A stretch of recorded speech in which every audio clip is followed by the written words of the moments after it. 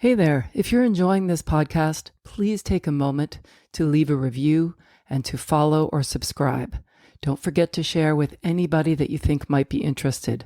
Your support is greatly appreciated. Word of mouth is incredibly powerful, and it's the best way for us to reach more people and grow this wonderful community. Thanks again for listening. Hey there. Yesterday was our 36th wedding anniversary. 15 years ago, in 2010, I wrote this passage. And I remember thinking that day, all those years ago, that one day I'd be a writer. Maybe I always have been. I called it Life by Us. 30 years ago, I met Philip. That's when life as I knew it changed. I was only 15, just 2 years older than our Haley is now. I have to admit, I can start to relate to the panic that set in when my parents realized they were losing me. 1980, records and ghetto blasters, Michael Jackson and Michael Jordan. Reagan, the Pope assassination attempts, the royal wedding. I had my own phone in my bedroom. Now that was cool. I still remember the number. Don't think speed dial even existed. We actually had to memorize the numbers. Philip and I used to talk on the phone for hours at a time, often falling asleep while we talked in bed. It would drive my parents crazy. They'd never survive Facebook. So here I sit on my bed looking out over the city of Burbank at the beginning of yet another new chapter of our life, waiting for the cable guy to install the internet. Today marks our 21st wedding anniversary, and my laptop, in some kind of a time warp, has stuck itself on 1969. I was 5 years old then, too far back for my purposes here. I couldn't resist looking just now to see what day August 12th was in 1980, a Tuesday, probably just before we met in the early fall for the cabaret auditions. Life before Philip. I had to reset the time zone on my laptop too. It felt good setting it to West Coast time.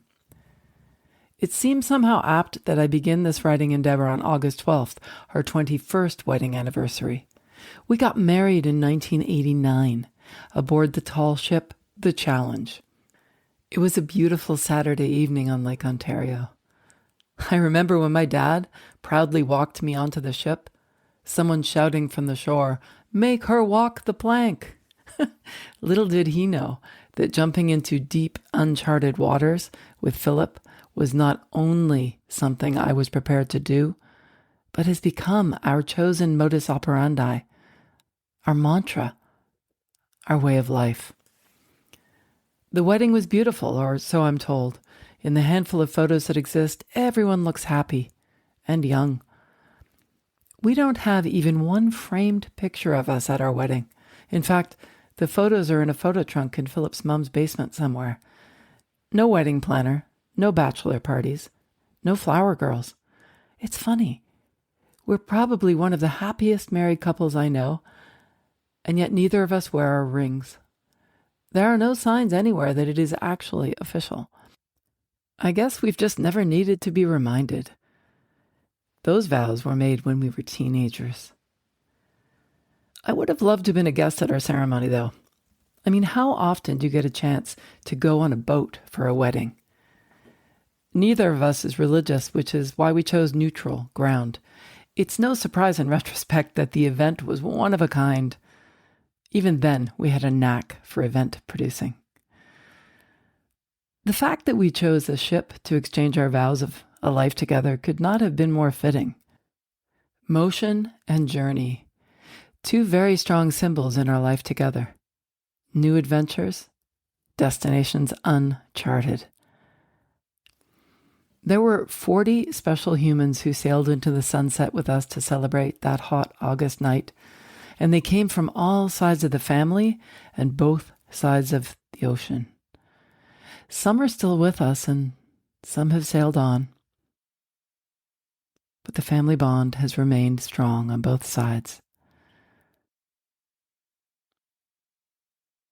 Last night, 36 years later, I watched the moon rise over the lake. Its reflection grew closer, like a golden carpet rolling out toward me as it ascended to the starry sky. The same moon that shone all those years ago. On August 12th, 1989, our wedding day, the moon was in the waxing gibbous phase, meaning it was more than half illuminated, growing to full.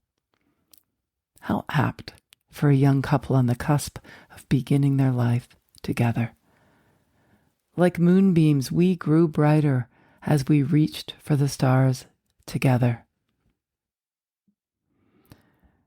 Last night, on our 36th, the moon was in its waning gibbous phase, which means bright but gradually shrinking after the full moon.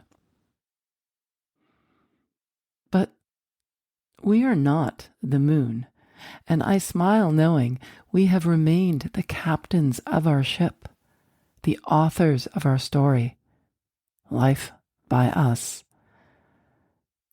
Our life together still shines brightly, and my sails are ready to unfurl for the next adventure. Happy anniversary, my love. I'm Lisa Hopkins. Stay safe and healthy, everyone. And remember to live in the moment.